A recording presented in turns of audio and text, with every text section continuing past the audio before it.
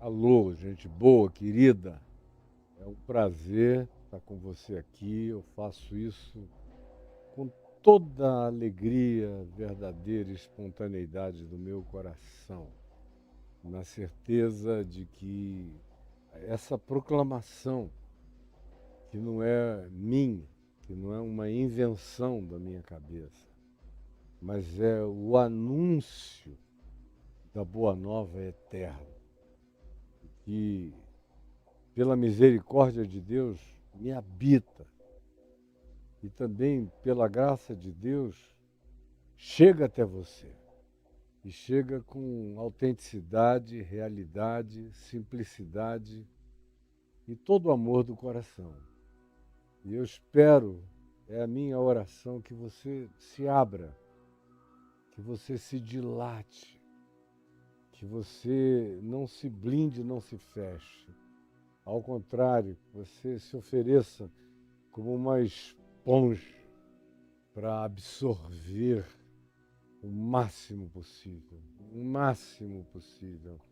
dessa graça que nos é oferecida todos os dias, redundantemente, graça gratuita, como diz Paulo, no amado, que é em quem todas essas coisas ganham a sua convergência e a sua aplicação de solução definitiva do nosso ser para a nossa vida.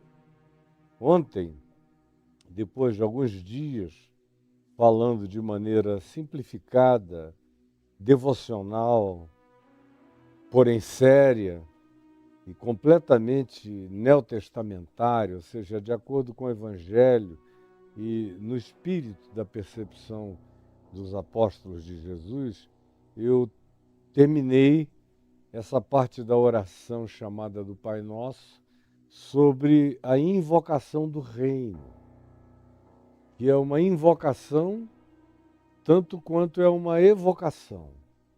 É uma invocação para que ele venha sobre o mundo, sobre todos nós, sobre todas as criaturas e sobre toda a criação. E é uma evocação, porque o reino de Deus já está dentro de mim que creio nessa soberania poderosa e sutil que me faculta livre-arbítrio possível dentro das contingências relativas do espaço-tempo, ao mesmo tempo em que me dá consciência de que existem coisas que transcendem o meu arbítrio pessoal, em relação às quais eu dependo completamente do que está para além da minha concepção, da minha e da sua percepção. Então, Convide amigos, amigas para chegarem, virem, estarem aqui conosco. Nós prosseguimos hoje falando agora sobre a sequência disso. Quando vocês orarem, Jesus disse, não usem de vãs repetições, porque o vosso Pai Celeste sabe. Antes que ele o peçais, ele sabe. Você ora não é por causa de Deus, é por causa de você. É para você se escutar na presença do Deus que sabe. Que é Deus e que é Pai, que é Pai, que é Deus e é o Painho, ao mesmo tempo em que é o Senhor sobre todas as coisas. Orareis assim, Painho, Pai, Abba, de todos nós, que estais sobre todas as camadas dimensionais e sobre todas as existências. Santificado seja o teu nome na minha consciência, e a partir da minha consciência, onde quer que eu olhe, onde quer que eu veja, onde quer que eu toque, e distribui essa mesma percepção a outros, para que outros também ganhem entendimento e se separem do ódio, se separem da perversidade, se separem da mesmice medíocre e repetitiva, das mesmas banalidades e tolices e vaidades, e me ofereça eu consagrado e santificado e separado para a prática do amor, da compaixão, da misericórdia, da justiça, da bondade, da verdade. Isso você tem aí 4, 5 falas minhas sobre o significado de santificado seja o teu nome. O que esse nome significa? Tem a ver com o apelido de Deus, com um conjunto de letras, com um código de definição para Deus? Nós vimos que não. E vimos que isso tem a ver com a natureza, com o caráter, com a essência de Deus, com quem Deus é. Desapelidadamente, quem Ele é para todos os seres humanos e para toda a sua criação. Santificado seja o teu nome. Venha o teu reino. E falamos sobre isso, como eu já disse, 4 ou 5 dias seguidos aqui.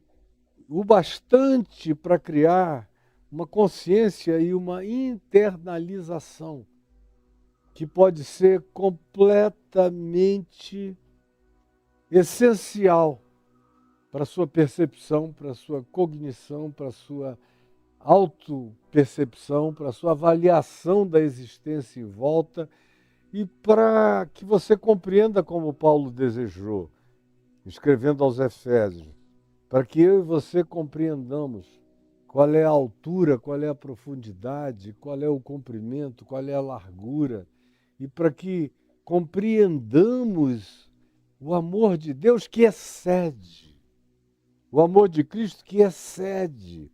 É uma compreensão para além do que possa ser contido nos ambientes pequenos da nossa compreensão. É compreender a transcendência. Não é explicar a transcendência, que vai ser sempre algo apropriado pela fé, que transcende o logicismo, os racionalismos, as filosofias, que são todos aparatos muito reduzidos e pequenos, mas nós somos chamados para, mesmo sem podermos externalizar, compreendermos um certo entendimento que cresce em nós como uma intuição e que se apropria dia a dia, crescentemente, como uma revelação que nos é dada sem códigos de linguagem ou de palavras, mas que se assenta em nós como algo que excede a todo entendimento de homens, de anjos, de principados, potestades, criaturas de qualquer nível ou dimensão, mas que é algo que está disponível para a nossa apreensão pela fé. de modo que eu pratico e vivo com paz uma quantidade imensa de coisas que me transcendem a compreensão e o racionalismo, mas que cabem na minha racionalidade, porque racionalismo é um sistema que pretende fechar uma compreensão. Mas a racionalidade carrega a lucidez de saber que existem coisas muito maiores do que cabem na minha razão. A racionalidade é a qualidade do significado racional. E uma das principais qualidades do significado racional é a pré-compreensão de que existem coisas que transcendem a nossa capacidade, que excedem o nosso entendimento, mas que nem por causa disso deixam de ser possibilidades de apropriação para nós. E praticamente tudo no Evangelho me conduz e me leva com racionalidade bem distante, bem alongada, de modo que eu não saio dando passos cegos em nada, mas eu reconheço o limite de mim mesmo e reconheço que o Evangelho transcende o meu limite e que a Boa Nova está para além da possibilidade de todas as minhas racionalizações, de modo que é por isso que aquele que anda com Deus tem que aprender a viver pela fé, que é a certeza das coisas que se esperam, a firme convicção de fatos que se não veem. De modo que eu vou vendo, entendendo, enxergando, compreendendo, discernindo até onde a minha capacidade cognitiva, intelectual, intuitiva, percepcional me concedem, me permitem. Mas eu não me permito limitar pelas fronteiras do meu pensar nem do meu compreender. Eu sei que eu posso ir com a minha lógica muito longe, até as paredes do universo, até o Big Bang. Mas existem coisas que estão para além dessa parede remota, para além das extensões do que seja auscultável, do que seja estudável, do que seja perceptível, do que esteja disponível aos sentidos.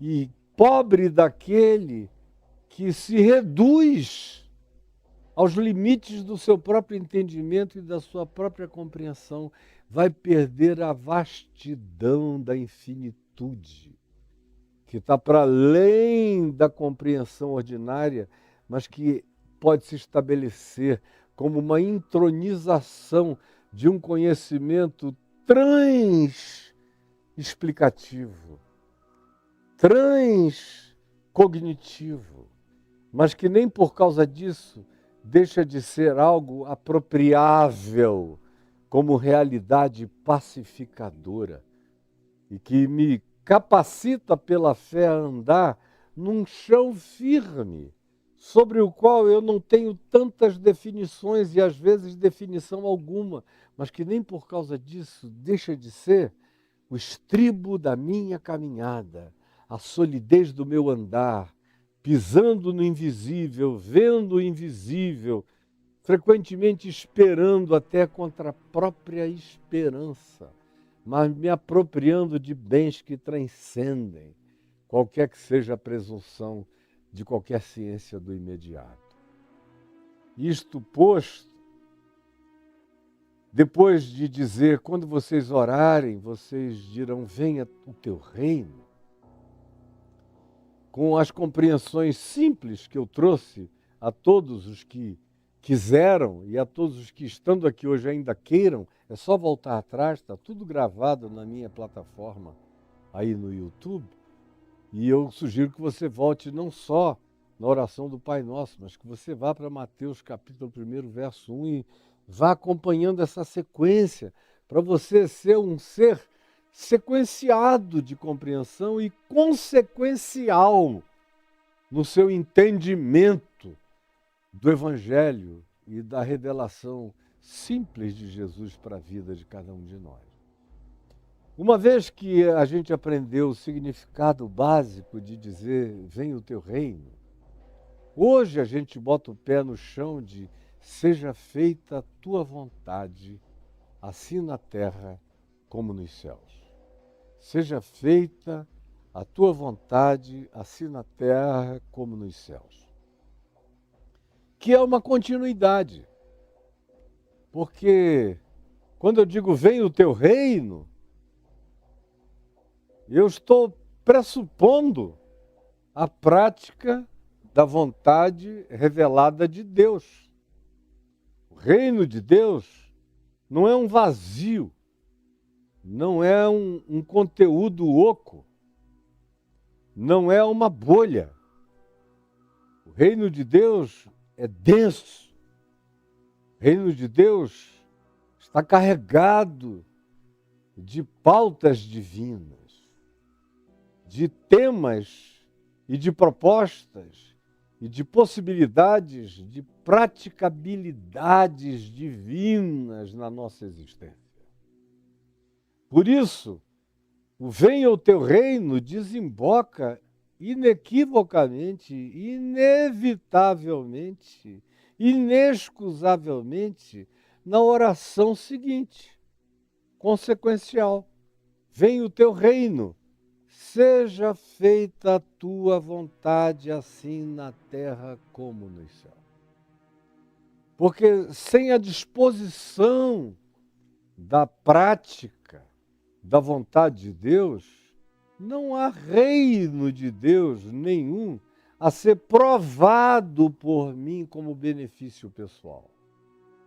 O reino de Deus vem porque Deus é o Deus do reino e porque Deus é soberano sobre todas as coisas, apesar de toda a volição pervertida, adoecida, egóica, maligna, perversa, narcisista, cega, presunçosa, arrogante, soberba da condição de todos nós humanos. Filhos da arrogância, vermes da soberba arrogante. É o que nós somos. O melhor de nós é um gusano ainda. É um bicho da carne podre, que tem grande deleite frequentemente naquilo que não é a bondade de Deus, a verdade de Deus, a justiça de Deus a ser praticada nos nossos encontros com nós mesmos, com o próximo, com a criação, com todas as existências. Há uma tendência, como já falei diversas vezes, na nossa natureza, há uma propensão que habita o nosso ser.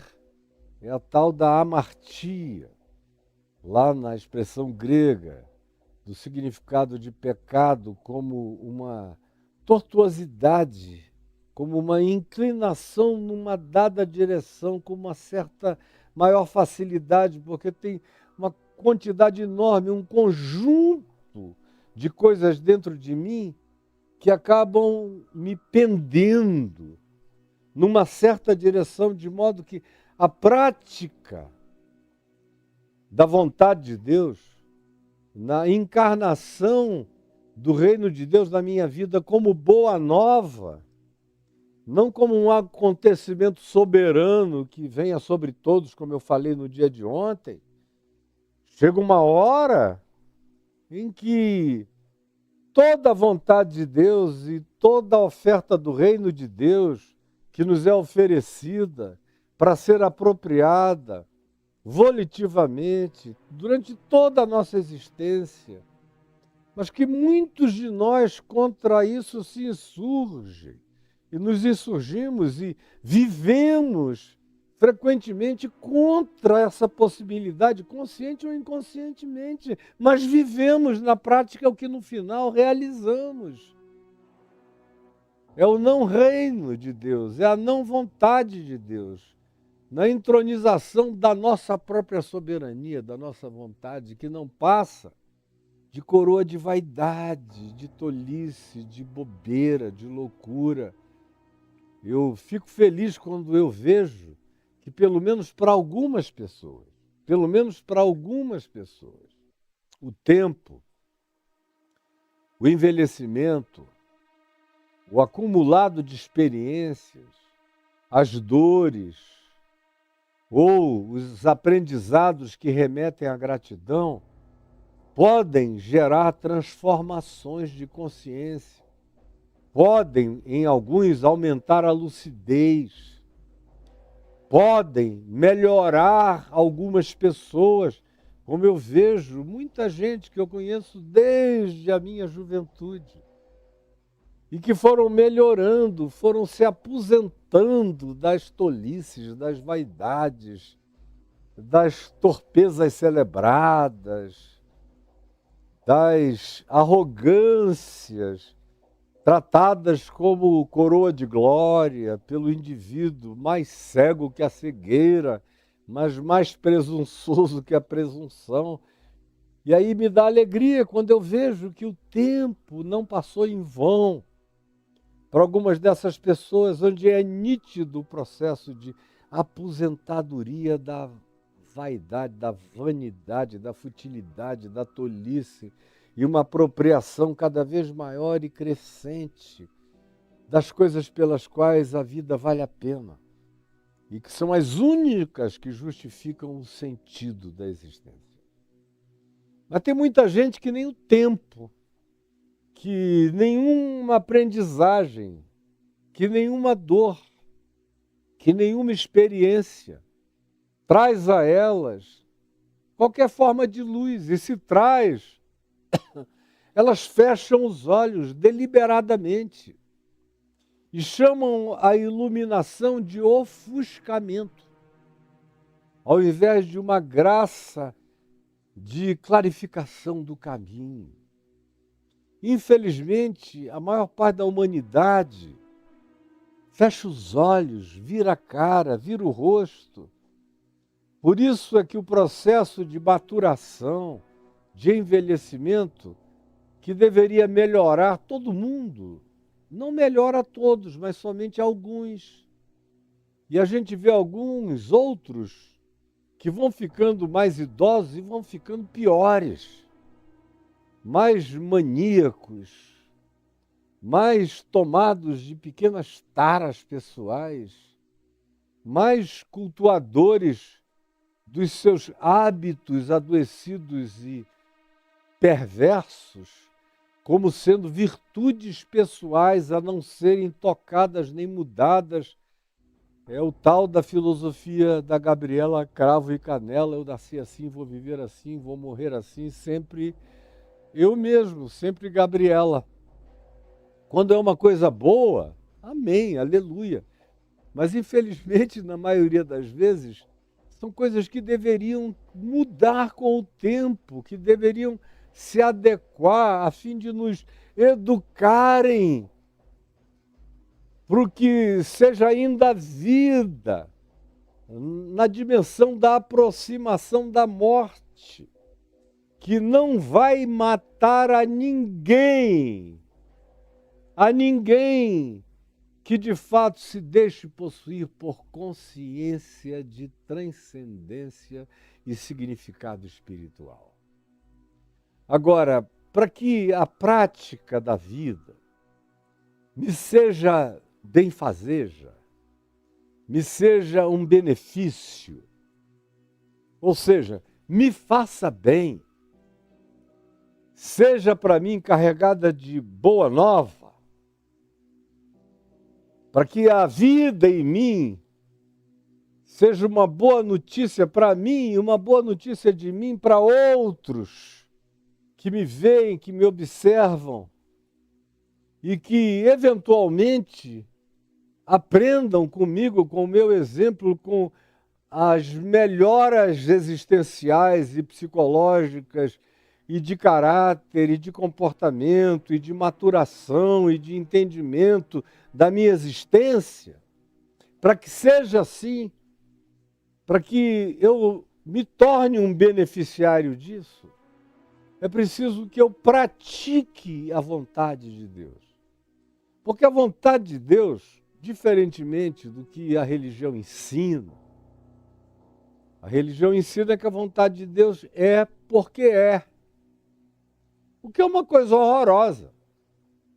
Para mim, desde criança, quando eu perguntava a alguém o que era a vontade de Deus, e alguém, especialmente os religiosos, porque eu só perguntava isso para o pessoal de igreja, que vivia com Bíblia na mão, fazendo oração, indo a cultos ou cantando para lá e para cá, em casa.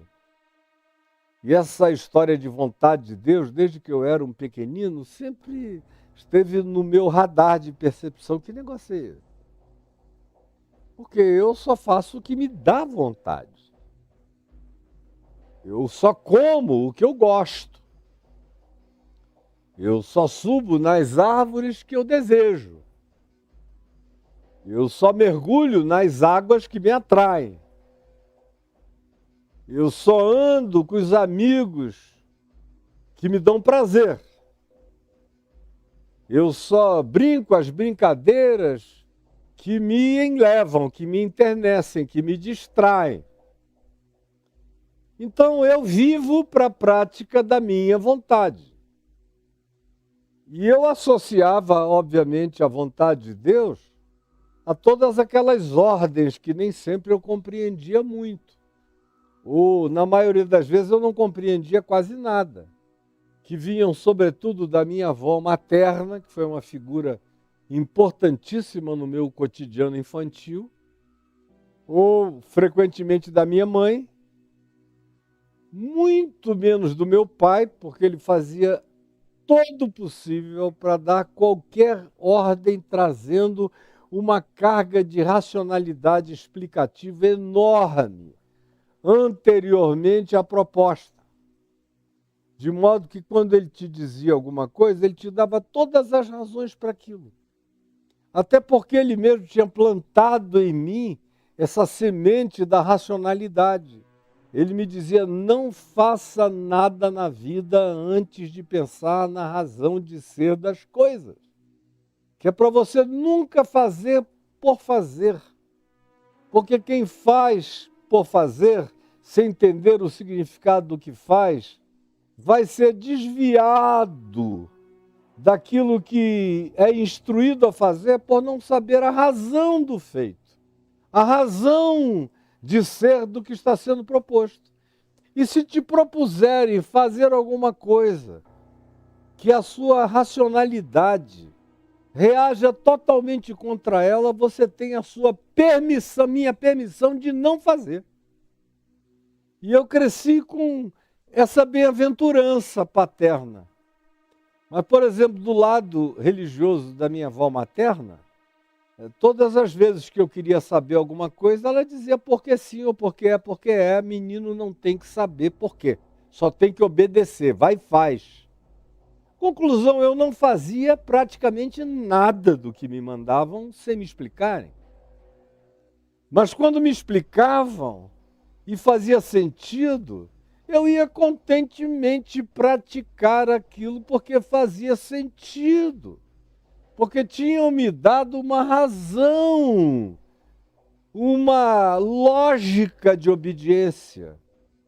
Como Paulo chama aqui na epístola dele aos Romanos, no capítulo 12, versos 1 e 2, ele chama de culto racional, a obediência à vontade de Deus, de culto racional, que é o que transforma a nossa mente, que é o que transforma o código do pensamento, que é o que assenta as bases da compreensão, do verdadeiro entendimento, essa submissão racional à vontade de Deus, assim como também acontece com a submissão racional e explicada a uma instrução paterna, materna, ou de figuras parentais, como um avô, uma avó, pessoas que estão ali para nos orientarem, para nos ajudarem, para nos disciplinarem, ou um professor, ou um mestre, ou um pastor. É recomendável que todo mundo saiba, até onde seja possível, o porquê de tudo aquilo que seja recomendável ser praticado.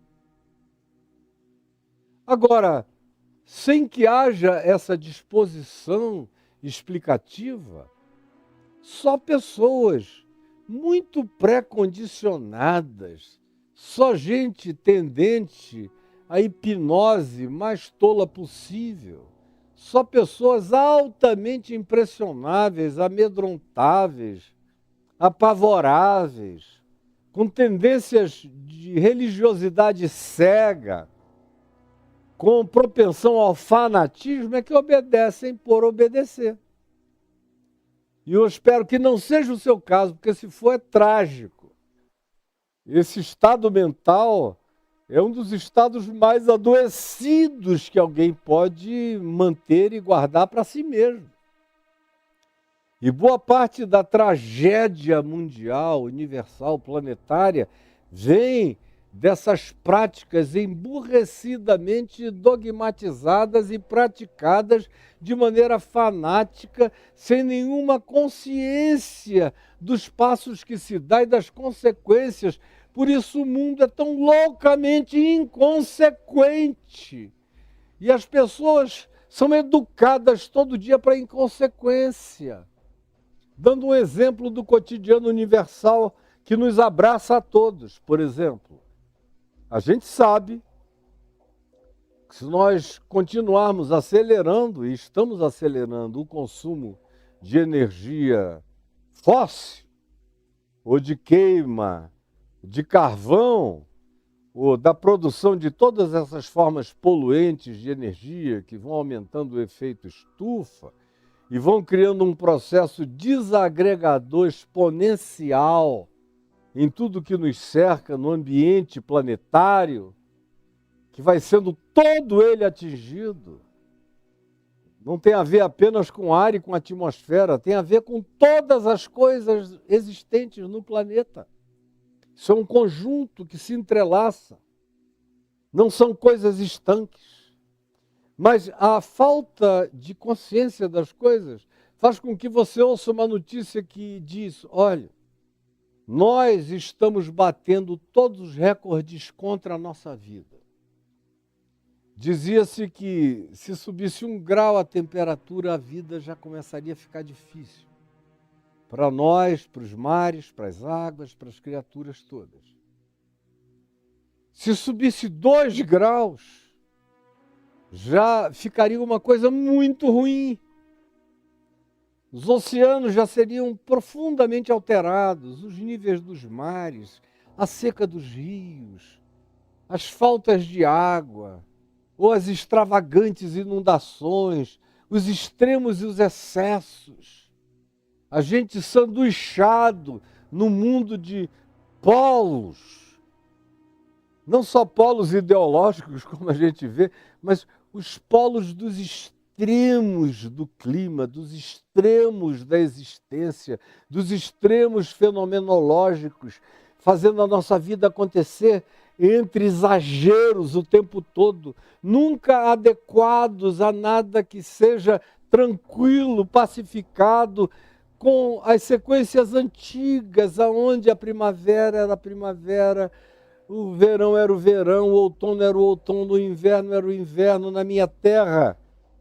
No Amazonas e na Amazônia, por exemplo, em Belém do Pará, eu sou do tempo, que já passou há muitos anos, em que literalmente você marcava o cinema, eu me lembro, quando eu era levado como criança de Manaus para Belém, para a Praia de Salinas, ou para Mosqueiros, ou para alguma coisa assim, especialmente pela minha mãe, que gostava muito de fazer esse programa, eu era só uma criança, ou mesmo por causa de algumas condições médicas mais favoráveis em Belém do Pará, eu fui de Belém, de Manaus para Belém.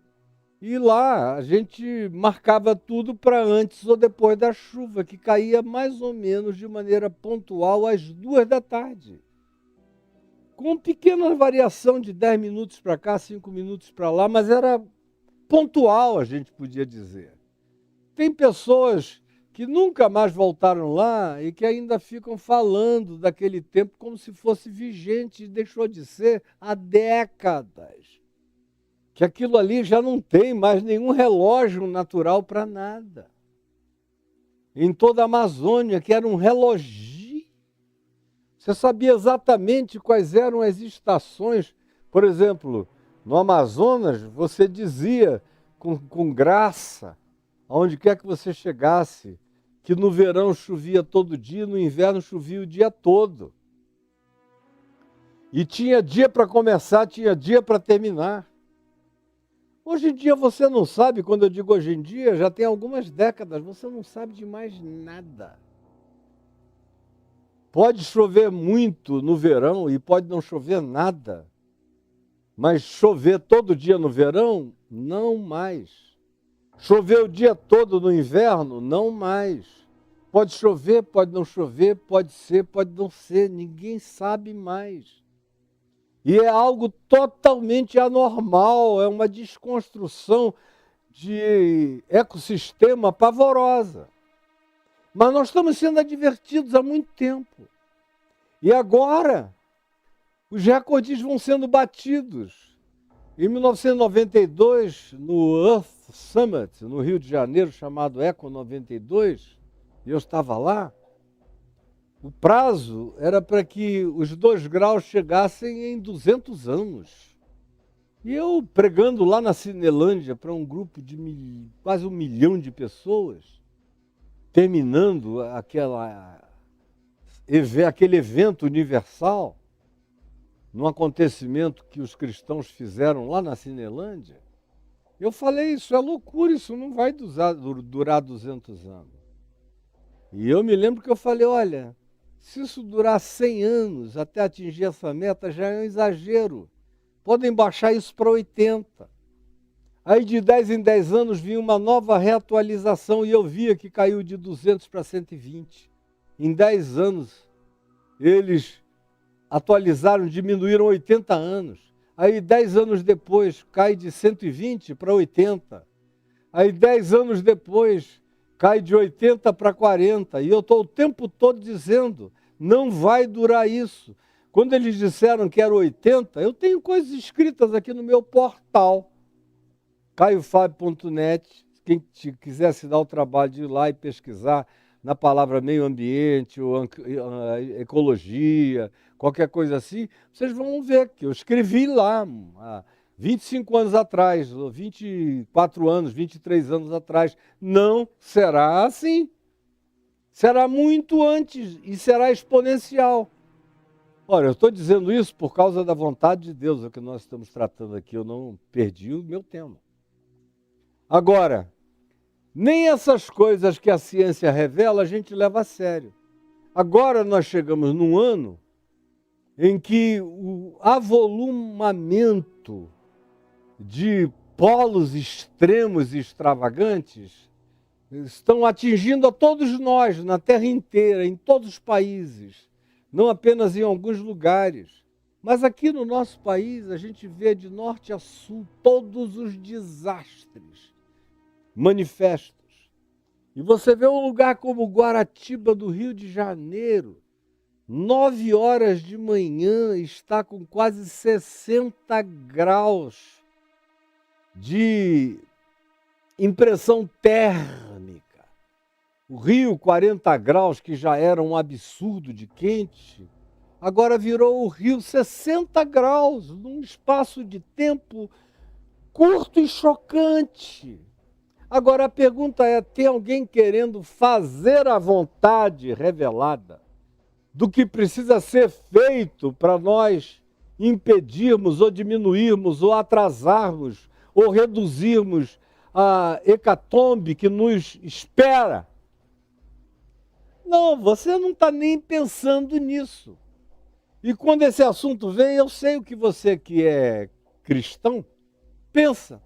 Você chega e diz, como eu vejo aí nos comentários de Instagram, de outras redes e plataformas sociais, vejo o pessoal dizendo, não se preocupa não, Caio. Na hora H, Jesus volta.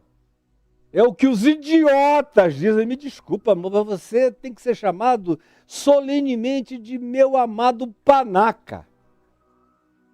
Pelo amor de Deus. Não se preocupa não, Caio.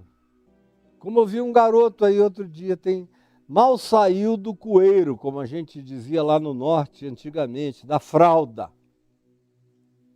Não se preocupa não, Caio. Quando ficar feio demais, Jesus volta.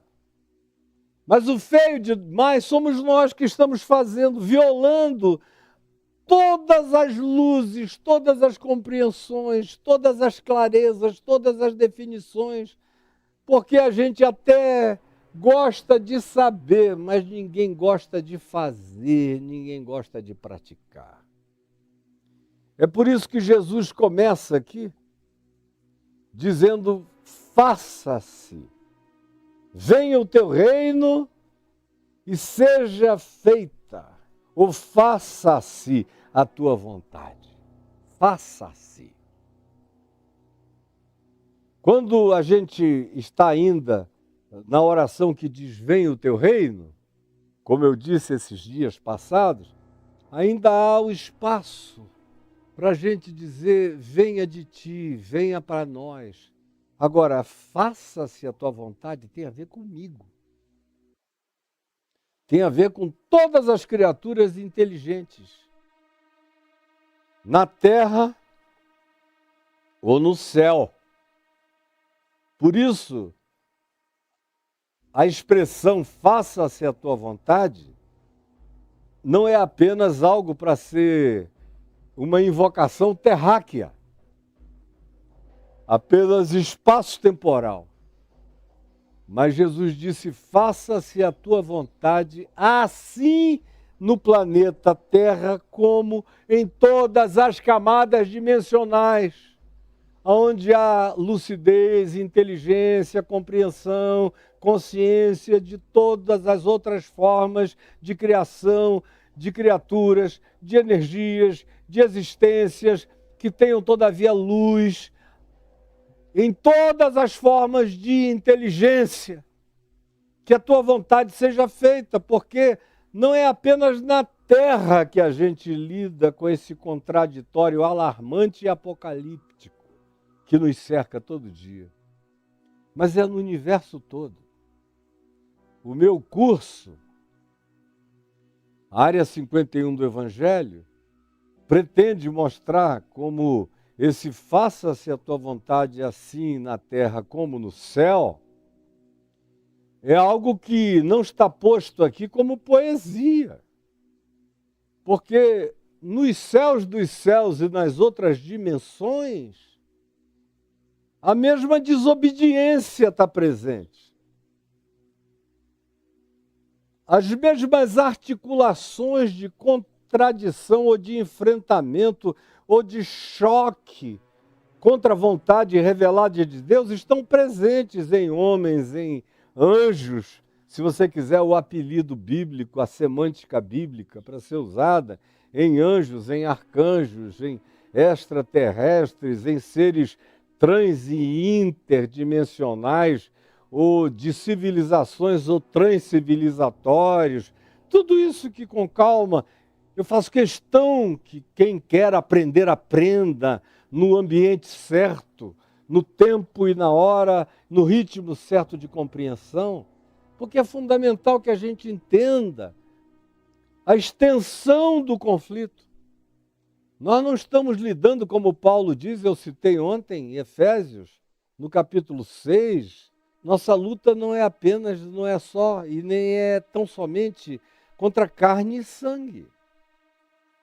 Não é apenas contra a química corpórea ou contra as impressões psicológicas traumático-negativas da gente, ou contra os condicionamentos, ou não é apenas contra as mensagens subliminares altamente indutoras de comportamento, não é apenas em relação ao amontoado cultural que possa ter pervertido o nosso entendimento e cognitividade. Não. É também, e sobretudo, Paulo diz, contra o que desde a antiguidade, desde os dias do profeta Daniel na Bíblia, começou a ser chamado de principado, que é quem inaugura na Bíblia essa expressão de principados espirituais, principado da Pérsia, o principado da Grécia, o principado de Israel. É o profeta Daniel que lida e que introduz essa temática, que cresceu antes de Jesus no chamado período intertestamental, especialmente com a produção de livros como o livro de Enoque e outros semelhantes, nos apocalipses que aconteceram no período anterior à vinda de Jesus, os textos pseudoepígrafes, apocalípticos ou escatológicos daquela época de efervescência, de expectação de que o Messias de Deus se manifestasse em qualquer momento na terra, o que veio a acontecer em Cristo Jesus, em Jesus o Cristo, conforme a gente tem aqui, já vimos nas narrativas do Evangelho. Então, a expressão usada por Paulo de principados e potestades designa, para aquele tempo, desde o profeta Daniel e adiante, é apenas uma designação de natureza semântica, designa essas outras camadas e camadas e camadas e camadas de existência que nós herdamos da Bíblia judaico-cristã, os apelidos de anjo, arcanjo, principado, potestade, poderes, tronos, soberanias, isto, aquilo outro. São vários níveis de camadas dimensionais e também de projeções civilizatórias. Tem um cara que passou aqui ainda agora e falou, tá doidinho. Eu sou feliz na minha loucura e sinto maior pena de você que não consegue entender nem o português que eu estou falando, tentando tornar isso a coisa mais simples possível para a compreensão. Porque se eu começar a falar com complexificações, aí é que você não vai entender nada. Mas eu estou pensando numa criança, num adolescente, e eles entendem fácil. Crente é que não entende coisa nenhuma, quando já está tomado pelos vícios do fanatismo cognitivo. Mas então, prosseguindo. Essa vontade de Deus não é algo para ser praticado apenas aqui por nós, no planeta, mas é algo a ser praticado em todas as dimensões cósmico-universais, que estão para além até da tangibilidade ou do alcance das nossas compreensões. Mas Jesus disse, quando vocês orarem na terra, peçam também pelo céu. E quando vocês orarem, pedindo que a vontade de Deus seja feita, assim na terra como ela é feita no céu, é porque vocês estão aludindo às dimensões benéficas e da obediência a Deus em outras dimensões, embora haja desobediência a Deus, tanto na terra quanto nos céus.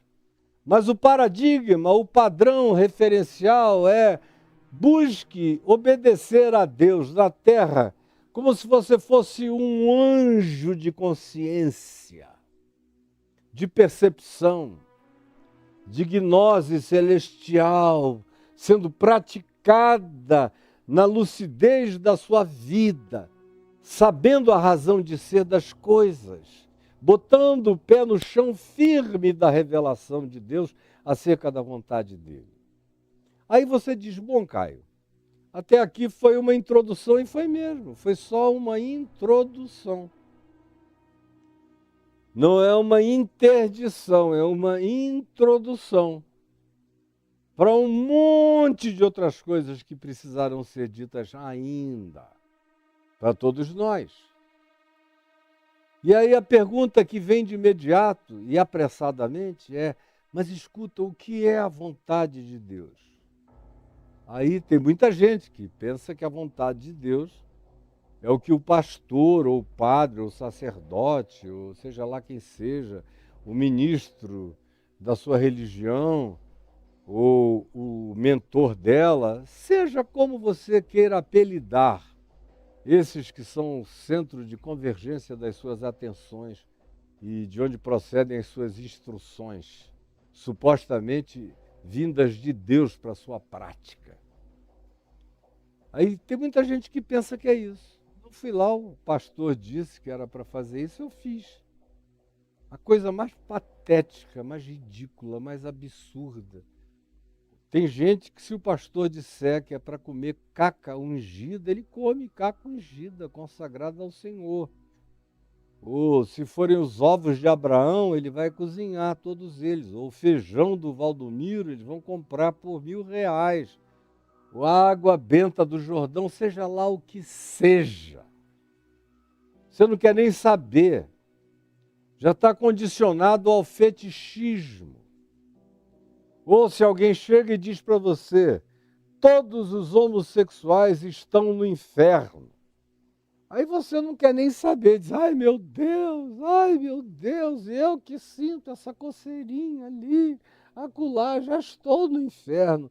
E aí fica doente mental, acaba internado em clínicas, ou fica tão perturbado com essa suposta vontade de Deus que se esquizofreniza, ou que se bipolariza. E quando o indivíduo tem a presunção de achar que aquelas declarações do maníaco que disse a ele qual é a suposta vontade de Deus, quando essas coisas são por ele praticadas, alguns desenvolvem a arrogância narcisista de pensar que Deus está em dívida com eles, porque eles praticam a vontade de Deus que está reduzida em alguns lugares a dinheiro. Se der dinheiro, está fazendo a vontade de Deus. É quase a compra de um passe. É um pedágio adquirido. É um go-through para você passar sem nem olhar para o lado. Já paguei, atravesso, qualquer cancela, não tenho que parar onde está escrito stop. Eu vou. Porque eu paguei. Ou eu ganhei o direito, porque eu suporto esse culto aqui uma vez por semana. Tenho direito de, no resto da semana, atropelar, pintar, bordar, fazer o que eu quiser. Porque eu adquiri esse direito, fazendo essa vontade de Deus reduzida a esse nível patético. Como é o caso de uma quantidade imensa de pessoas. Imensa, a grande maioria vive assim. É trágico. As pessoas mais lúcidas que eu conheço estão fora da religião. São aquelas com as quais eu tenho mais prazer em conversar, uma conversa que tem começo, meio e fim, sentido, lucidez, que é agradável, que quando você diz o que faz sentido é compreendido, quando você questiona o que não faz sentido, que elas porventura digam, elas mesmas aderem dizendo é verdade, mas no ambiente dos dogmas da religião, no ambiente das fossilizações doutrinárias, não há argumento, não há conversa. O dogma cela, fecha, cancela qualquer tipo de lucidez, de conversa, de busca de entendimento, porque até buscar o entendimento, buscar discernimento, já parece ser uma sofisticação transgressora da vontade de Deus, como acontece na grande maioria dos casos das pessoas que me ouvem aqui, ouvirão depois, e daquelas que não me ouvirão, mas que não ouvem justamente porque não querem ser chocadas, eventualmente com algo que vai lhes fazer pensar, e tudo que elas não querem é pensar, porque não querem enxergar, não querem ouvir, não querem entender, não querem mudar, não querem se converter, não querem ser sarados pela vontade de Deus que cura a natureza da gente, a vida da gente. Porque é só ela que nos cura e nos capacita a nos tornarmos, de fato, humanamente mais humanos e mais divinos, cada vez mais. E conquanto essa seja a razão, a religião, todavia, ensinou para a maioria das pessoas que qualquer desejo de pensar já constitui uma transgressão. É por isso que religião e ciência são tão antagônicos, embora não haja nada entre ciência e fé, mas entre ciência e religião o antagonismo é classicamente claro, definido e, na minha opinião, não há como fazer conciliação. Porque aonde há dogmas, não há pensamento, não há descoberta, não há aprofundamento, não há mais nada. Já está tudo feito, estabelecido e o teto é baixo. Não dá nem para você passar direito nele. Mas a sua pergunta é, então qual é a vontade de Deus?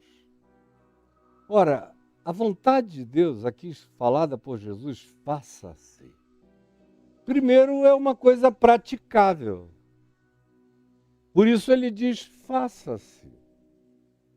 Porque não é algo etéreo, irrealizável, ou tão transcendental que eu acesse apenas num estado nirvânico, de consciência treinada.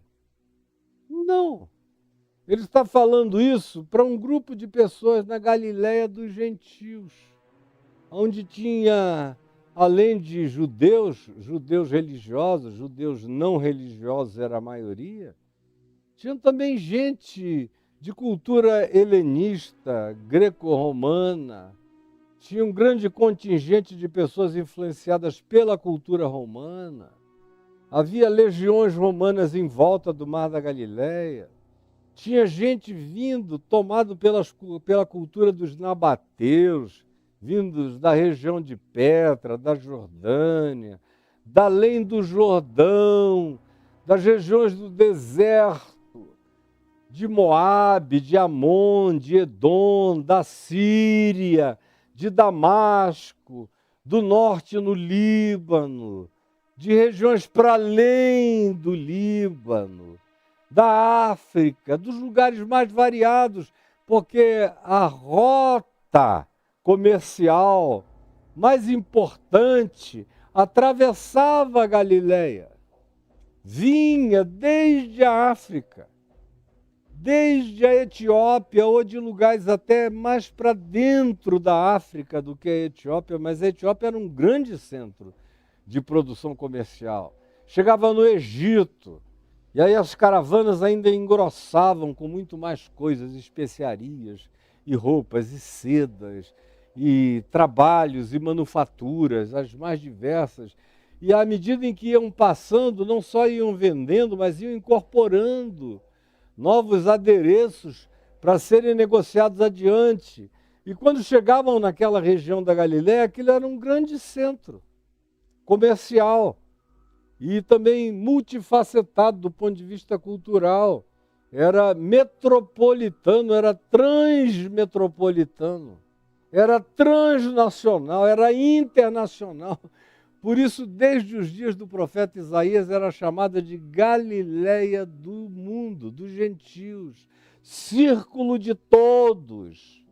E por ali passava, havia mares, que é esse centro comercial, essa highway comercial, que ia embora para a Índia e para lugares distantes, de modo que as notícias iam e vinham no fluxo das mercadorias e dos mercadantes, dos mercadores, de modo que é nesse lugar, que é nessa estrada, que é nessa highway que Jesus bota o acampamento mais importante dele, onde ele passa a maior parte do tempo e da vida dele, conversando com pescadores, com agricultores, com comerciantes, com militares, com gente de todas as culturas e de linguagens diferentes, de regimes diferentes, de deuses diferentes, de religiões diferentes, presentes ali com aquela imensa variedade temática que existia, que habitava a Galiléia, e você não esqueça disso, porque é com essas pessoas que ele está conversando. E não com um grupo monolítico religioso de Jerusalém, todo mundo uniformizado. Não. Ele está falando com gente que está vindo da terra e indo para a terra toda. E num lugar onde o convívio com a variedade, com a diversidade humana de todas as categorias estava presente. Então ele não está falando com um grupo especial de monges do deserto, de meditadores, de meditação transcendental. Não está falando com discípulos nas décadas de 60 e 70 do Khalil Gibran, ou do Hermann Hesse. Não. Ele está falando com gente muito simples e que tinha a influência de muitos deuses, de muitas filosofias, de muitas divindades. Gente que carregava uma variedade enorme de informações contraditórias. Mas ele não prepara essas pessoas dizendo, olha, primeiro vocês vão ter que passar alguns anos comigo num lugar separado para desopilarem a mente de tudo que vocês aprenderam, para então começarem a fazer a vontade de Deus, que minuciosamente eu vou explicar para vocês em compêndios e compêndios de explicação. Ou na dogmática dos meus pensamentos, ou na sistematização das minhas filosofias. Não. O absurdo em Jesus, o que choca muitos acadêmicos, pensadores e filósofos, e também religiosos na sua presunção de saber, é que ele parte do pressuposto que o que ele ensina, todo mundo pode aprender. Esse é o grande choque. Jesus parte do pressuposto de que o que ele ensina, todo mundo pode aprender, e não só aprender cognitivamente falando, mas pode praticar.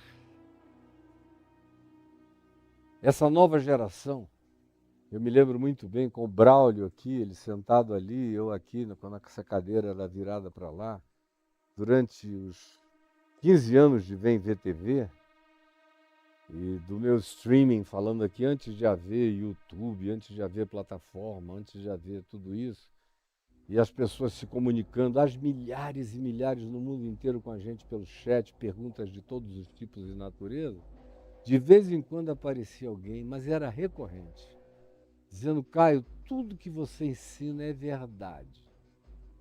Agora, não é praticável. Não é praticável. Eu ouvi isso dezenas e centenas de vezes. Já era uma pergunta que fazia o Braulio dar gargalhada.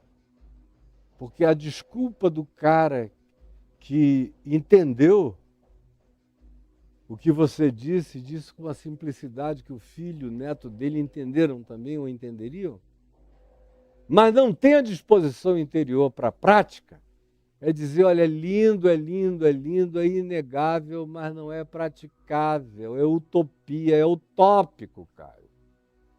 Aí, geralmente, quando você vê o discurso da utopia sendo falado, é porque o cara abraçou a distopia da existência dele. E não quer aprender que eu só melhoro com a utopia, quando eu tenho a utopia como referencial de progresso. Quando eu tenho um Imagine do John Lennon como uma referência de um mundo melhor, sem segregação, sem separação, sem apartheid, sem ódio, sem guerra, embora a maioria dos humanos vivam existências distópicas.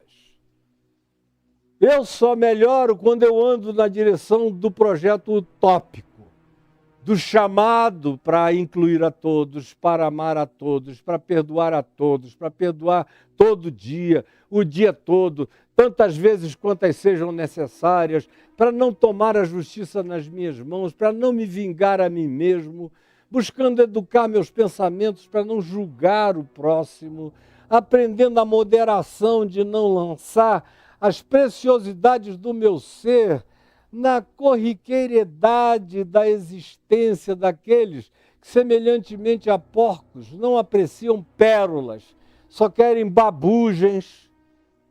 Então não joguem as suas pérolas a quem gosta de babugem. Não distribuam o que é santo a quem quer saber apenas do que é completamente desconsagrado, desdedicado, dessantificado, não separado para a prática sublime de Deus na vida. Não percam seu tempo com isso. Jesus ensinou uma utopia praticável. Era utopia só em relação à distopia do cotidiano das pessoas. Porque todos nós nascemos por uma vida distópica. Do olho por olho, dente por dente, da vingança, do ódio, da raiva, do dou um boi para não entrar, uma boiada para não sair, isso nos melhores casos. Ou do fato de que trair é humano, afinal de contas, cara, bateu um tesão que eu não me segurei. Eu fui lá, eu sou casado, tenho filho e tudo mais, mas não aguentei. Dei uma mitidinha, mas e daí? Eu sou só humano. Eu digo, cara, é justamente porque nós somos humanos é que nós fomos capacitados a irmos para além disso. Para além do impulso, só para além do instinto. Você é mais que impulso, instinto, e se você for saudável, mais do que pulsão e compulsão. Mas a gente já nasce na distopia. E a estrutura toda à nossa volta celebra o distópico, frequentemente. E os que são exceção à distopia e que propõem algo para além do imediatamente distópico são vistos como sonhadores, como pessoas que não puseram o pé no chão, cujo ensino não tem praticabilidade. Como foi o caso de Jesus quando chegou em Jerusalém. Em Jerusalém, no meio dos religiosos, dos teólogos, dos acadêmicos do templo, dos escribas, dos fariseus, é que tudo que ele dizia, eles não sabe de nada. Só dá atenção a ele essa plebe que nada entende da lei, nem de coisa alguma. Mas nós, a gente sabe. Como a gente encontra em João no capítulo 9, aquela sequência de nós sabemos. Nós sabemos. Nós sabemos, eram os religiosos, diante do fato de que Jesus tinha aberto os olhos a um cego de nascença, e que indagado e perquirido, exprimido e quase torturado pelos religiosos, disse, olha, cara, eu já disse a vocês o que aconteceu. Um homem chamado Jesus passou aqui, fez lama, lodo no chão, aplicou nos meus olhos, me mandou ir até o tanque de Siloé, me lavar. Eu fui, me lavei e fiquei vendo. Foi só isso, eu não tenho nenhuma história além dessa para acrescentar. Só isso. Aí ele disse, para com isso. Nós sabemos que cura não acontece assim, não. Nós temos conhecimento teológico, acadêmico, a gente sabe que milagre não é assim. A gente sabe que desde o início do mundo ninguém cura cego de nascença. Eu não creio, nós não cremos em milagre. Nós somos teológicos demais para crermos nisso, nós sabemos. Em português, a tradução é nós sabemos. João capítulo 9, no Evangelho.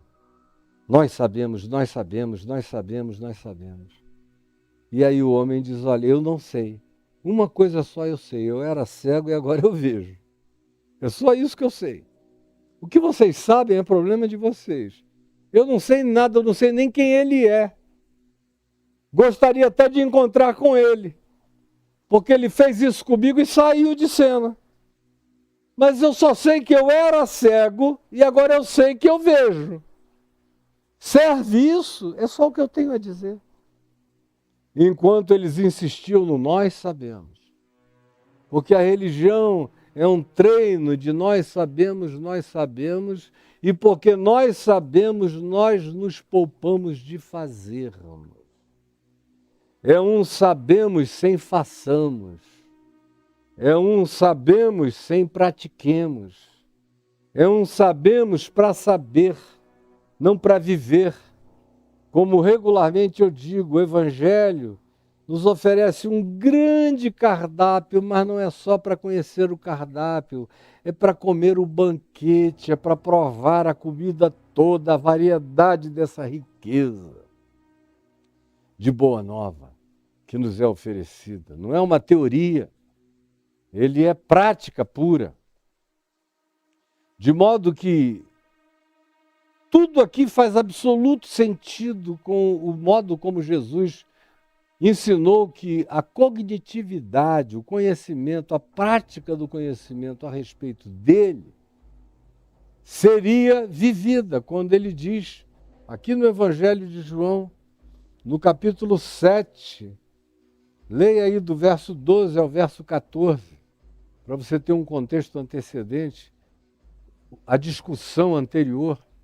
E ele conclui dizendo, porque eu digo a vocês, que se alguém quiser saber, preste atenção, se alguém quiser saber se o que eu estou ensinando é verdadeiro, se a palavra que sai da minha boca, que vocês apelidam de minha doutrina, porque é tão diferente de tudo que vocês ensinam e de tudo que vocês aprendem. Se alguém quiser saber se o que eu estou falando é uma invenção minha, é uma construção minha, ou se eu recebi isso de uma dimensão superior, do meu Pai, então faça essa vontade. Faça. É diferente de toda a filosofia grega, ou de toda a filosofia egípcia, ou de todos os outros modos filosóficos praticados em qualquer academia, então ou agora. Em Jesus a gente só fica sabendo a verdade se tivermos a coragem de colocar o pé no vazio, no vácuo, pela fé. Pela fé. Pela fé. Botar o pé ali. Deus falou, a compreensão disso, eu tenho o meu limite para atender, para entender, para atingir. Mas eu creio no amor que provocou esse ensino. E eu creio porque eu vi a prática desse mestre, desse ensino. Eu, por exemplo, aprendi a confiar à medida em que eu fui me fascinando por aquele que me ensinava. Aquele que me ensinava de maneira original a vontade de Deus era Jesus. Em quem, de acordo com Paulo, eu encontro, e você pode encontrar caso queira, todos os tesouros da sabedoria e do conhecimento estão nele. Ele é mais do que a pedra filosofal, ele é mais do que qualquer coisa que a gente possa comparar a algo que decifra códigos. Ele é a própria revelação da natureza das coisas em si. E aí ele diz, se alguém quiser saber se o que eu estou dizendo é verdade ou não é verdade, tem que praticar. Porque se você praticar, você vai ver a realização, a factualização, a concreção de tudo que eu estou ensinando. Porque o que eu estou ensinando é abstrato enquanto você está ouvindo. Mas na hora que você toma a decisão de praticar, você vai ver como isso altera tudo. Deixa eu dar um exemplo que me veio aqui à cabeça. Uma vez, há não tanto tempo atrás, talvez há uns 4 anos, chegou aqui na minha sala para um café da manhã, um velho conhecido, com quem eu não tinha amizade, mas ele me conhecia desde que ele era bem jovem. Eu sou talvez umas 2 décadas mais velho do que ele. E de modo que, na juventude dele, aqueles 20 anos de diferença faziam uma grande, estúpida diferença entre nós. E ele me ouvia lá na cidade do Rio, ou em Niterói, em outros lugares, e guardava no coração as suas boas impressões a meu respeito. Aí depois foi eleito e se tornou deputado federal, veio aqui para a Câmara dos Deputados, e chegou aqui e começou a encontrar os deputados religiosos, evangélicos, especialmente, muito mais do que os católicos ou espíritas. Aqui tem muito deputado espírita, mas não fazem a bancada espírita. Tem muito deputado católico, mas eles não criaram a bancada católica. São os evangélicos que criaram essa bancada desde os anos 80 para agirem de maneira fisiológico-corporativa, buscando benesses especiais, apropriações especiais, benefícios especiais, isenções especiais dos constantinos governamentais de plantão. Então, ele viu e encontrou esse pessoal, e quanto mais ele foi convivendo, mais chocado ele foi ficando. Aí um dia ele me ligou e falou: posso ir até a sua casa, reverendo? Eu falei: pode. Aí ele veio para um cafezinho da manhã, bem cedo, sentou ali. Antes de sentar, me deu um abraço, falou: sabe o que me trouxe aqui? Eu vim querendo dar um abraço no Jesus do bem, porque eu só tenho conhecido os Jesuses do mal. E olha, eu sou ateu, ou na melhor das hipóteses, um agnóstico. Mas eu sei que existe o Jesus do bem, tanto quanto eu vejo todo dia os Jesuses do mal. E ele estava dizendo uma coisa mais do que correta, porque é Jesus quem ensina isso. Na sua oração sacerdotal, em João, no Evangelho de João, no capítulo 17, quando ele diz que não era discurso que iria fazer o mundo crer, não era a pregação articulada que iria gerar um convencimento persuasivo, inquestionável, e as pessoas iriam então se dobrar à verdade do Evangelho. Ele nunca ensinou isso. Sabe o que ele ensinou? Ele disse: se vocês se amarem uns aos outros, e o mundo vir vocês se amando, se entranhando em laços fraternos e ternos, fazendo esse entrelaçamento quântico, cultural e étnico, transcendendo todas as distâncias e barreiras e entrelaçando-se pela fé que opera pelo amor. Se o mundo vir isso, eles crerão em mim. Se eles não virem isso, podem discutir e pregar e gritar, eles não vão crer jamais em nada. Eles vão desenvolver ouvidos mocos e vão se tornar cada vez mais cínicos. Aí, quando ele chegou aqui e me falou isso, eu falei: você está completamente certo. Porque o Evangelho só dá para ser de fato constatado como prática, quando a gente pratica. Aí ele de imediato não entendeu bem o que eu falei e me disse assim: então me ensine o Evangelho. E ele ficou, de certa forma, esperando uma catequese na direção de uma compreensão, de uma formulação. Ele é pedagogo, é professor, tem um treinamento filosófico muito interessante. Aí eu falei: escuta, você quer mesmo aprender como é o Evangelho? Ele disse: quero.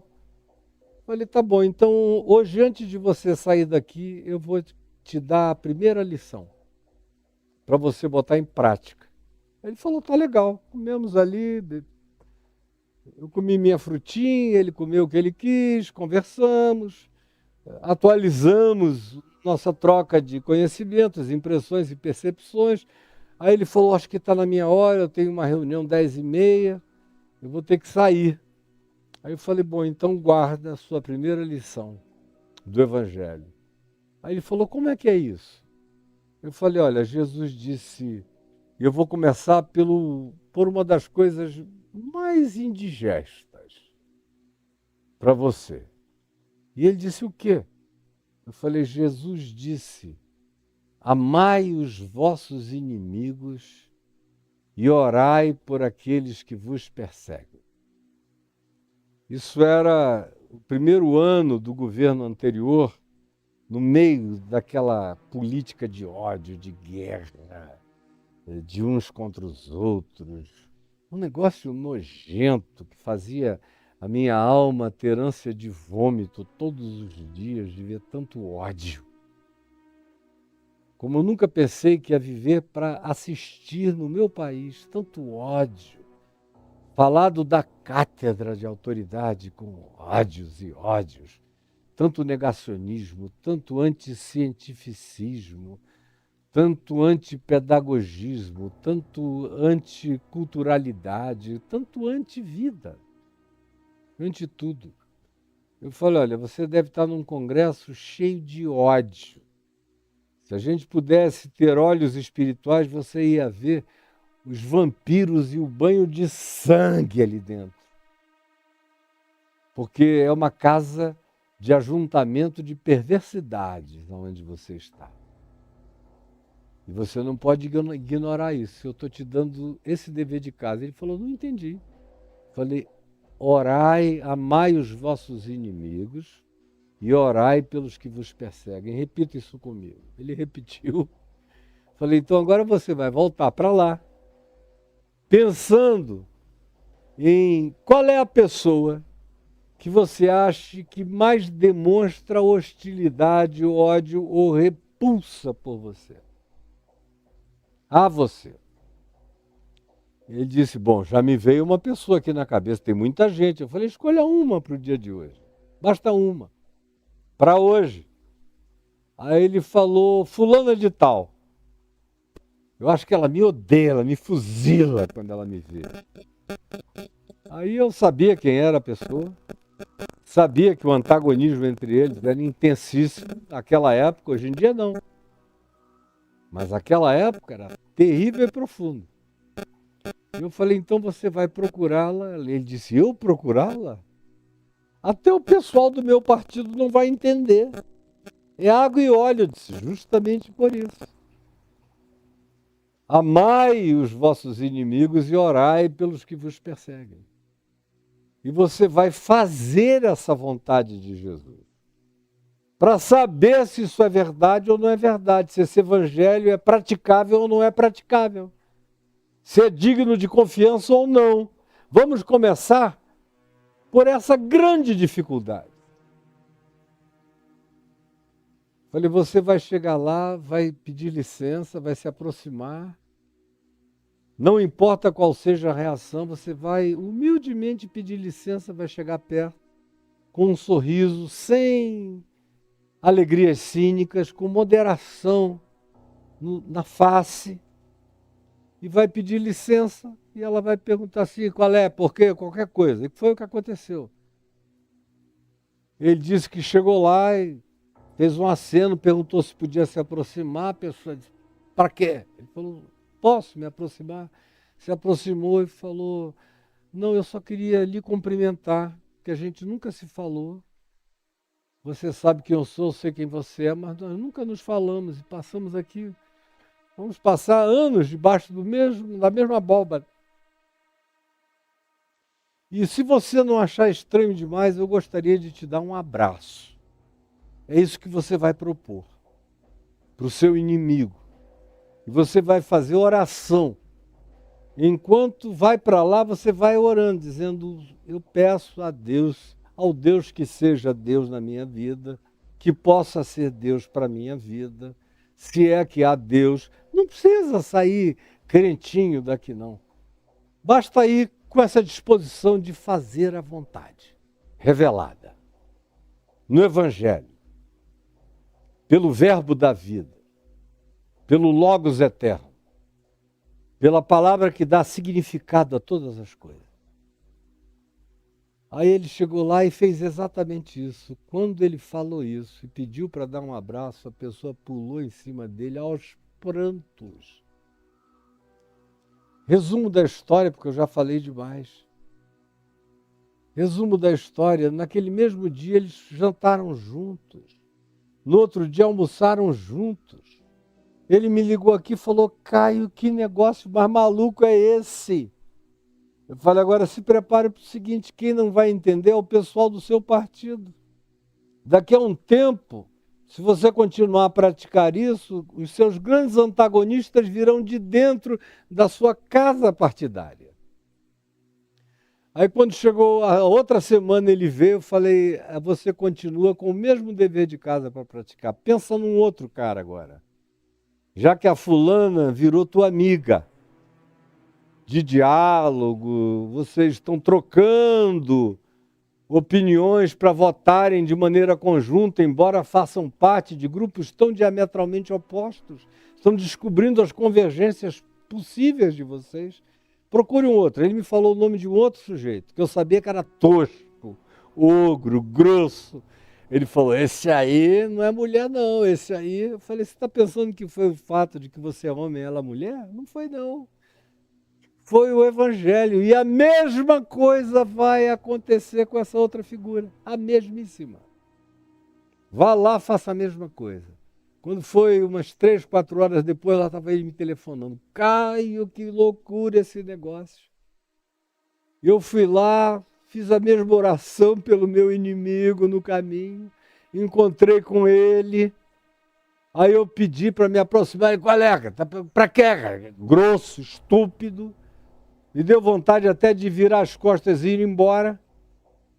Mas eu falei: não, eu vou ter coragem, vou lá. Vou peitar no amor, como o Caio me disse. Vai no amor, com a coragem do amor. E eu fui. Aí eu falei: não, eu só queria te cumprimentar, a gente faz parte de grupos tão diferentes, com opiniões tão distintas, mas nós fomos eleitos pelo mesmo povo, para defender as mesmas coisas e causas, para tentarmos fazer o bem à nação como um todo. Eu creio na tua boa intenção, tanto quanto eu creio na minha. Então eu só queria te cumprimentar, e se você não achar ruim, eu queria te dar um abraço. Aí o cara falou sabe aqueles palavrões de boa vontade? PQP, meu Deus, que coisa, qual é a coisa de homem? Que quando gosta de uma coisa vai às vezes falando palavrão, e abraçando, e agarrando, e beijando, dizendo... Não vou sair repetindo, mas todo mundo que conhece a psicologia masculina, especialmente dos mais machões, sabe exatamente do que eu estou falando. Aí o cara destampou aquele derrame de palavrão fraterno e de boa vontade. Aí falou: o que você vai fazer hoje à noite, cara? Onde é que você mora aqui? Porque um é do Rio, outro de São Paulo. Onde é que você fica? Vamos jantar. Aí ele falou para mim: eu vou jantar com ele hoje à noite. E na semana seguinte ele veio e falou: agora, olha, eu estou almoçando com a fulana, jantando com o ciclano, com uma recorrência enorme, o meu pessoal achando estranho. Falei: vamos estranhar mais ainda. Deixa eu te dar outro dever da mesma natureza.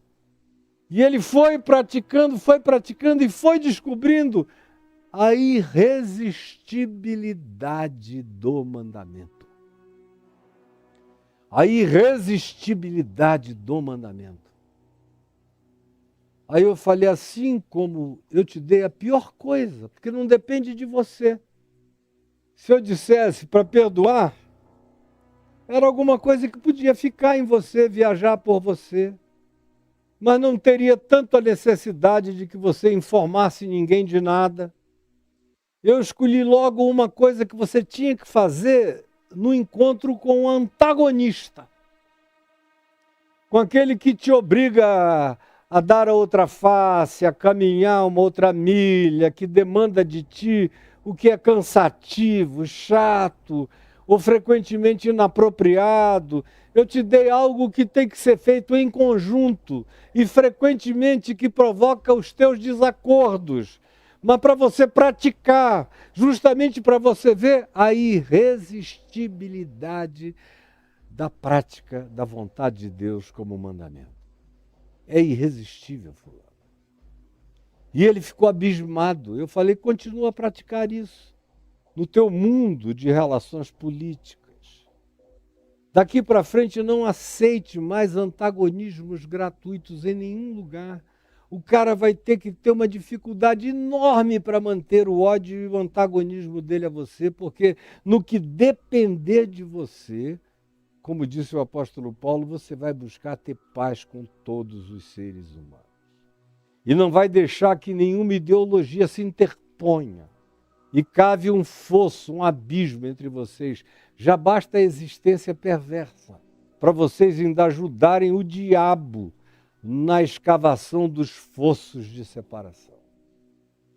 O resto do mandato do cara foi absolutamente revolucionado por essa prática. Aí os outros que ele foi alcançando foram perguntando o que era aquilo, ele foi dizendo que ele tinha aprendido comigo. Aí eu comecei a ser solicitado pelos outros, eu fui ensinando aos demais. Tenho ensinado a muitos deles, que vêm querendo, que dizem, eu quero ouvir um cara que tem fama de ser inteligente, de ser isso, de ser aquilo outro, ou de pensar com largueza, com profundidade, como muita gente fala por aí. Chega aqui e encontra só a simplicidade da prática do mandamento. Aí começam a praticar e descobrem que a filosofia de Jesus começa na prática do mandamento. Não na abstração de pensamentos, mas na prática cotidiana do mandamento. Por isso, eu concluo hoje aqui, dizendo que começa isso tudo, quando sai de vem o teu reino, né? Faça-te, pratique-se, prove-se, experimente-se a tua vontade, assim na terra, como no céu. Tendo o céu como referência, mas também tendo a consciência de que até no céu existem diferenças e existem as federações do desacordo. É por isso que existem seres de luz espiritual em outras dimensões e seres de treva espiritual em outras dimensões. Mas o que a gente quer é na terra realizar toda a vontade de Deus, como fazem aqueles seres de dimensões superiores e que decidiram se vestir de luz e ser luz na prática da vontade de Deus. Amanhã é sábado e eu volto então com você na terça-feira, porque segunda-feira é o meu dia de cuidados pessoais. É o dia de faxina médica, de exames e de cuidados que um cara na minha idade tem que ter e uma pessoa na idade da minha mulher também. E cuidados especiais em relação à nossa casa e à nossa vida particular. Então volto com você na terça até a outra sexta. E quando eu voltar, eu quero começar a responder essa sua pergunta sobre o que é a vontade de Deus. Como eu posso discernir, onde eu encontro. E aí você vai encontrar os vários níveis de vontade de Deus. E sobretudo aquele nível da praticabilidade mais próxima das suas mãos. Porque o Evangelho de Cristo Jesus é absolutamente praticável. Praticável.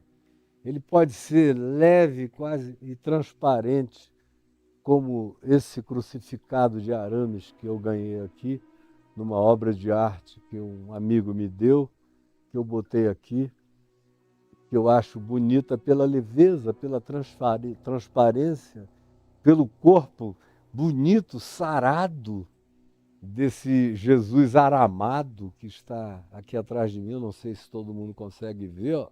Saí de quadro. Eu acho que deu para vocês verem. Até no Instagram, onde tudo é mais estreito, deu para ver. Mas quem está nessa câmera aqui, ó, corta para essa aqui, por favor. Tá vendo? Eu chego para cá e você vê ali. O Evangelho, para quem chega, parece não ter concreção.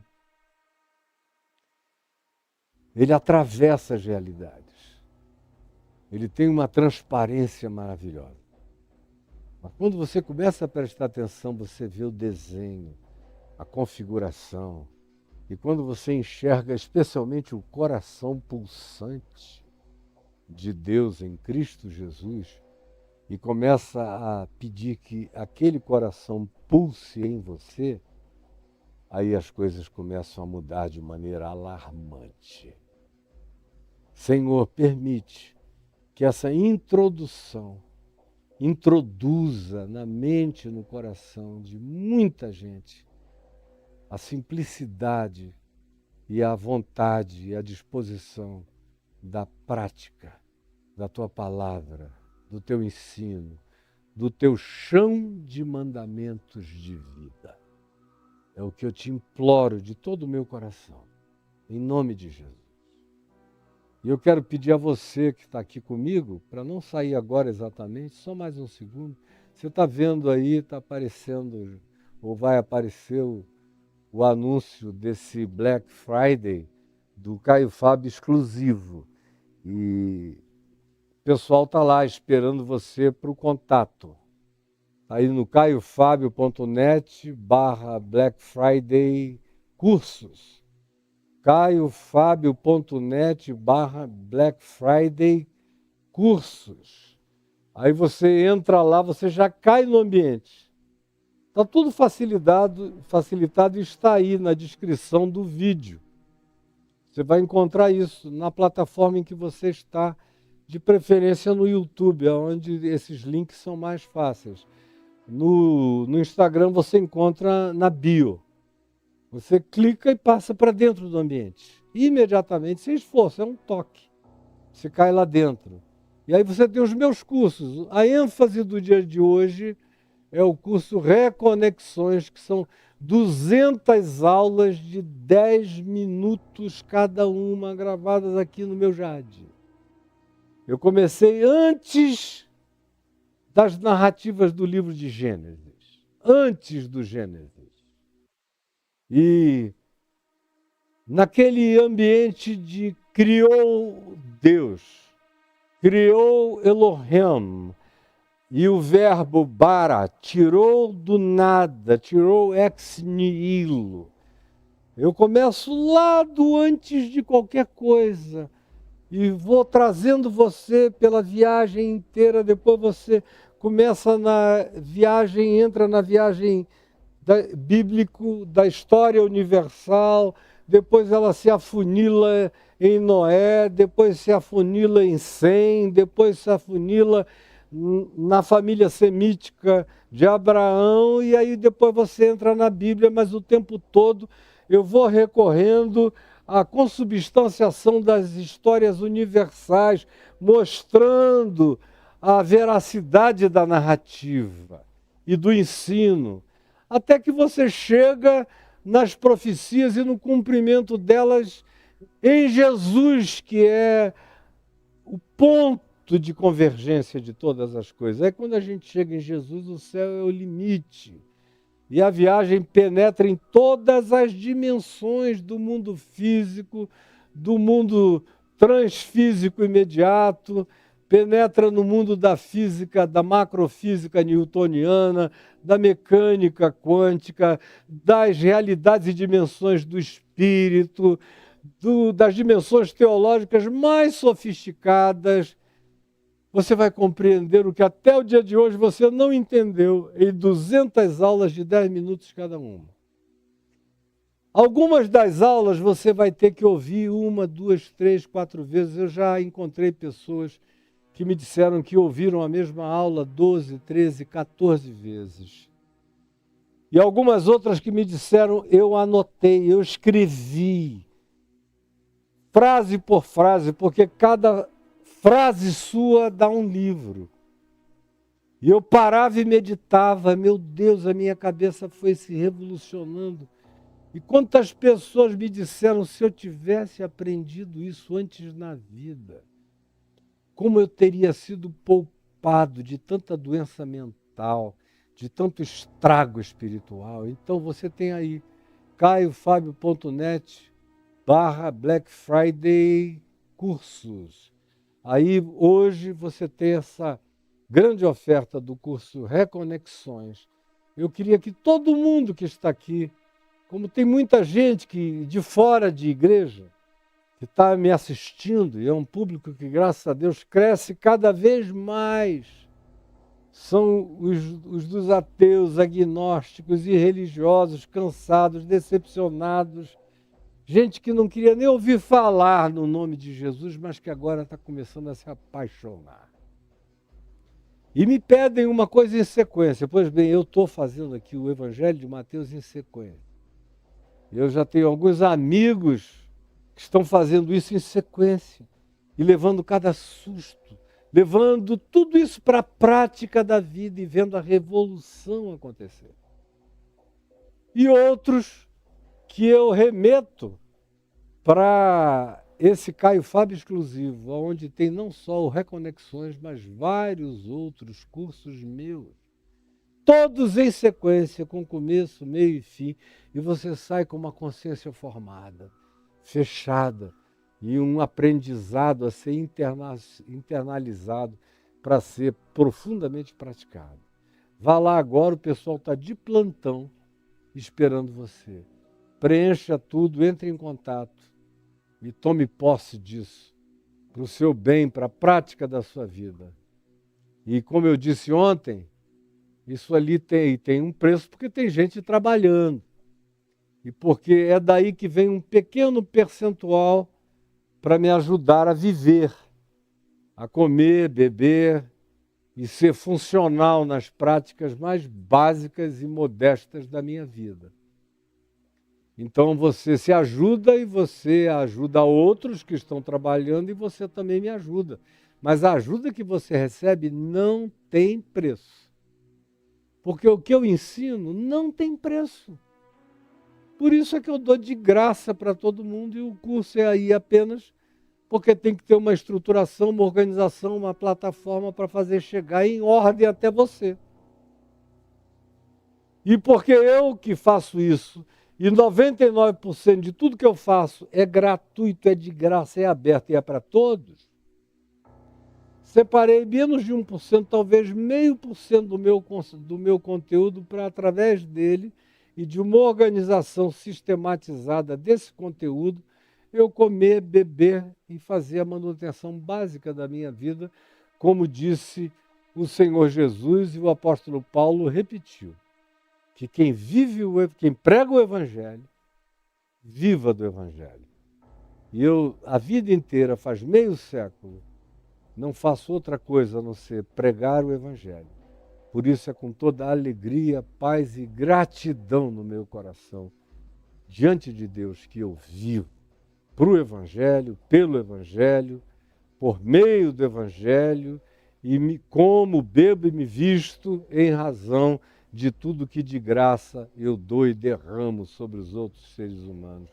Eu entrego graça e sou vestido com graça, e recebo graça como alimento, e ajuda como alimento, como suporte, como cooperação, como associação. Peço que você faça isso, que você também não esqueça do desafio do Evangelho em outras línguas. E aí tem essa colaboração nesse Pix que está aí. Você está vendo esse Pix aí? Contribua, é com ele que eu pago todo dia aqui o pessoal que trabalha conosco. E também o desafio nós teremos diante de nós de pagarmos o pessoal nos Estados Unidos. Alguns estão fazendo voluntariamente, mas tem outros que não podem, que se alimentam, comem, bebem e vivem disso e precisam ser atendidos. Estão fazendo o preço mais camarada possível para viabilizarem isso, porque creem no que eu prego, no que eu digo. E se pudessem, fariam de graça, como alguns que podem estão fazendo. Mas eu peço que você ajude. Qualquer que seja a sua disposição de ajuda, invista, coloque aí. Porque através disso eu sei que já faz 50 anos que eu vivo assim. E eu sei que não faltará para que a gente inunde o planeta com esse ensino em inglês, porque o Evangelho anda desaparecido da face da terra. E eu quero que você se torne meu sócio, meu cooperador, como Paulo convidava pessoas a serem dele, na divulgação do Evangelho da graça de Deus. E aí também tem um outro tipo de Pix, que é de natureza mais pessoal, que só está aí porque pessoas pedem aos meus amigos e a gente colocou, você faz o que você queira a respeito do assunto, tá bom? Mas a minha ênfase é caiofabio.net/Black Friday cursos. Vá lá e pegue o Reconexões ou qualquer outro dos cursos que estão disponibilizados para você, hoje, agora, já, em nome de Jesus. Beijo, Deus nos abençoe e até terça-feira que vem. Tchau.